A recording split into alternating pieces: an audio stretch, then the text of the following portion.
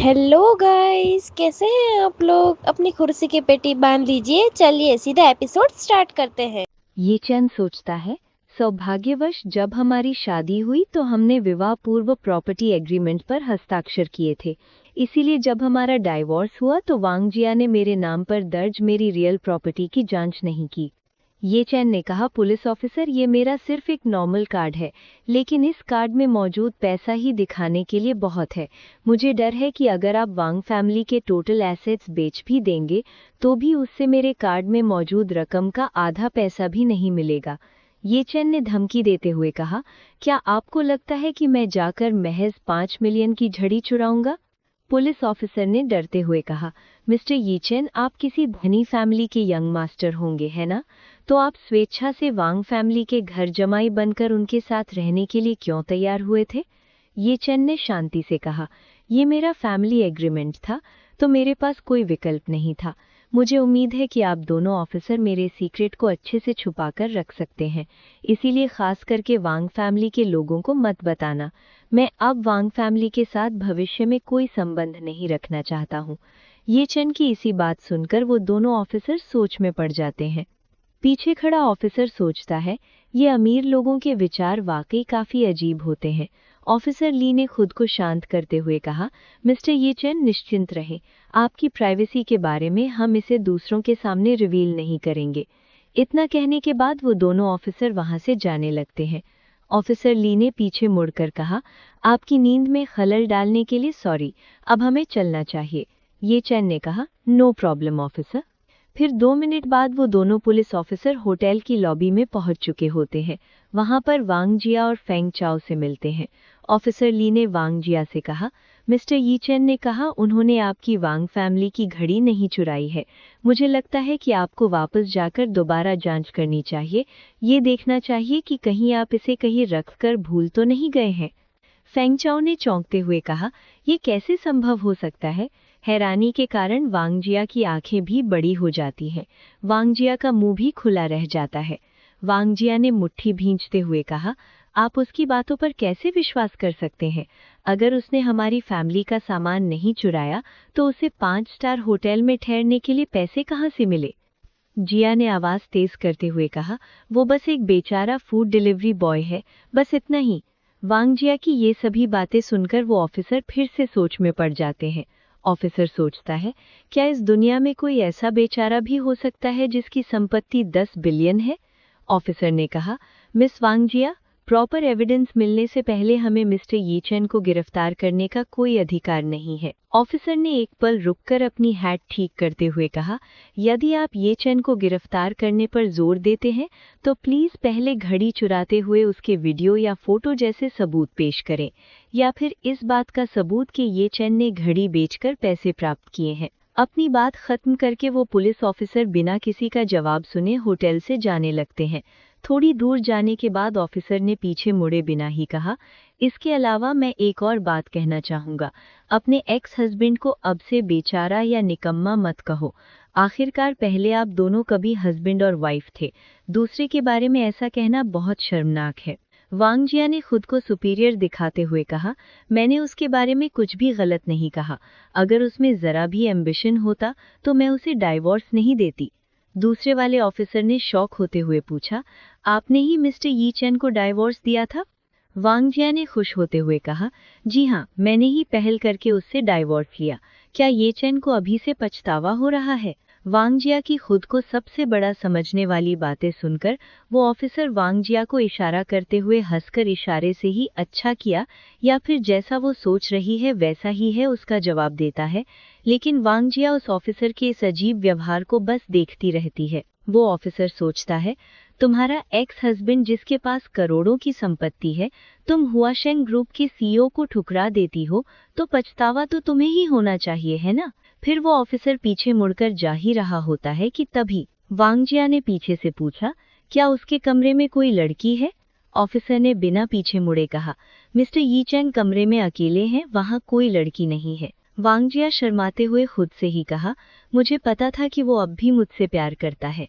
Feng चाओ ने police officer को होटल से जाता हुआ देखकर खुद से ही कहा, ऊपर जाने के बाद क्या हुआ होगा कि नीचे आने के बाद वे लोग यी चेन के प्रति इतने विनम्र हो गए। तभी उतने में ही वांगजिया को शाओजी का कॉल आता है।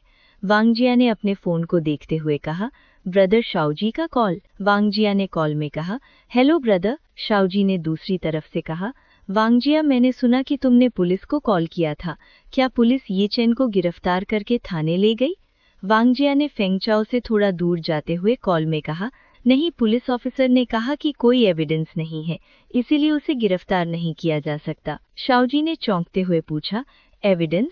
किस तरह के एविडेंस? वांगजिया ने दूसरी तरफ से कहा, घड़ी चोरी करने का एविडेंस या फिर घड़ी बेचने की रसीद।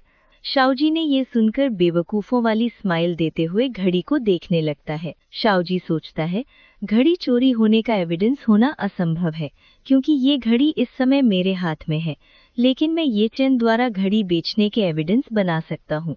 शाओजी ने कॉल में कहा, इस मामले को मुझ पर छोड़ दो, मैं जाकर पता लगाता हूँ कि ये चेन ने घड़ी किसे बेची है।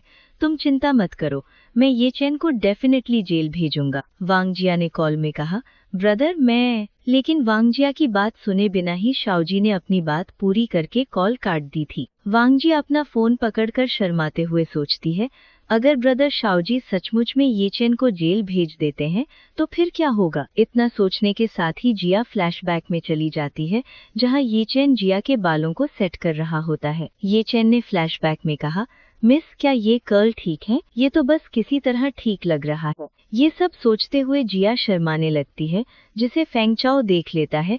फिर शर्माता हुआ जिया के पास जाकर उसे पकड़ लेता है, जिससे जिया थोड़ी चौंक जाती है। फेंग चाओ ने शर्माते हुए कहा, डार्लिंग, क्या हम भी आज रात के लिए वेस्ट लेक में ही रुकें? इतना सुनते ही जिया फेंग चाओ को जोर से एक थप्पड़ मार देती है। जिया ने गुस्से में कहा, तुम ये चेन की संबंधित मेरी एक भी प्रॉब्लम सॉल्व नहीं कर सकते, फिर भी मेरे साथ सोने की हिम्मत कैसे करते हो? इतना कहने के बाद जिया वहां से जाने लगती है, लेकिन फेंग चाओ अभी भी अपने गाल पर हाथ रखकर वहीं खड़ा होता है।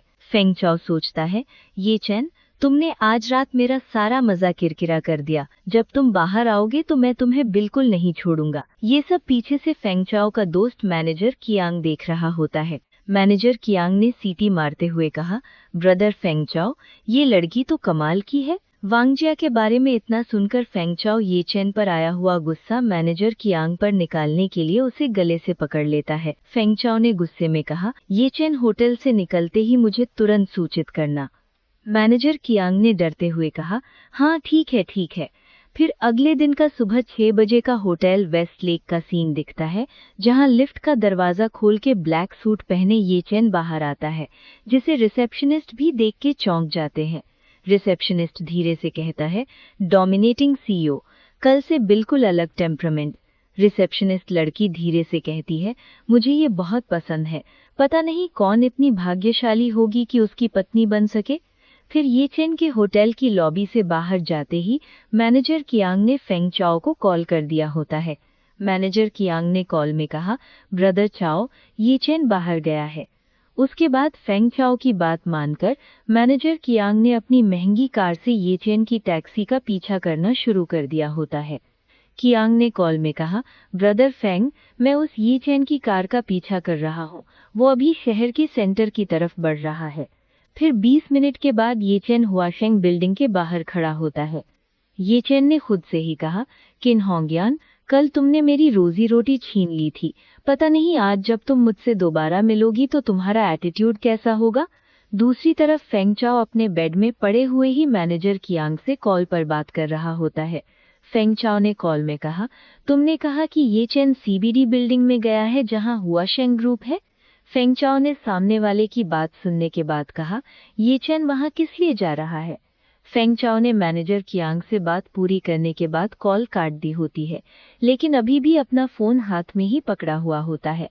फेंग चाओ सोचता है, कल हुआशेंग की प्रेसिडेंट किन ने कहा था कि वो तो ये चेन की सारी आजीविका छीन लेना चाहती हैं। ये चेन तो प्रेसिडेंट किन से बदला लेने के लिए वहां नहीं जा रहा होगा, है ना? फेंग चाओ सोचता है, ये अच्छा मौका है, शायद इससे मैं उस खूबसूरत जिन होंगयान के साथ अच्छे संबंध बना सकूं। उतने में ही किन होंगयान की मोबाइल रिंग बजती है। किन होंगयान ने कॉल में कहा, हेलो, कौन है? फेंग चाओ ने दूसरी तरफ से कहा, प्रेसिडेंट किन, मैं फेंग चाओ हूँ। कल मैडम वांग के बर्थडे बैंक्वेट में मैंने आपके लिए टोस्ट किया था। किन होंगयान ने कॉल में कहा, यंग मास्टर फेंग चाओ, आप इतनी सुबह सुबह कॉल क्यों कर रहे हैं? क्या कोई प्रॉब्लम हुई है? फेंग चाओ ने कॉल में कहा, आपको वांग फैमिली के घर जमाई ये चन अभी भी याद है ना? फेंग चाओ ने प्रेसिडेंट किन का जवाब सुनने के बाद कहा, कल हमने मिलकर वांग फैमिली के प्रति समर्थन व्यक्त किया था, जिससे उसकी आजीविका छिन गई। ये यीचेन आज सुबह सुबह आपकी कंपनी की इमारत की तरफ गया है। मुझे लगता है कि वो आपसे बदला लेना चाहता है।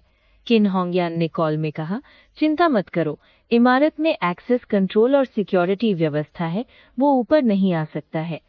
फेंग चाओ ने चिल्लाते हुए कहा, मेरे भेजे हुए लोगों ने मुझे बताया कि उस ये चेन के हाथ में एक कार्ड है, जिससे वो पहले ही एक्सेस कंट्रोल को पार करके ऊपर जा चुका है। वो इस समय आपकी कंपनी के किसी फ्लोर पर छिपा हो सकता है। अगर आप ऊपर जाते हैं तो आपकी जान खतरे में पड़ सकती है। किन होंगयान चौंकते हुए बोला, क्या? उसके पास हमारी कंपनी का कार्ड कैसे होगा? आज का अपना सफर यहीं तक का था। अब फिर मिलेंगे नेक्स्ट एपिसोड के साथ। Thanks for watching our videos. Please like and subscribe guys.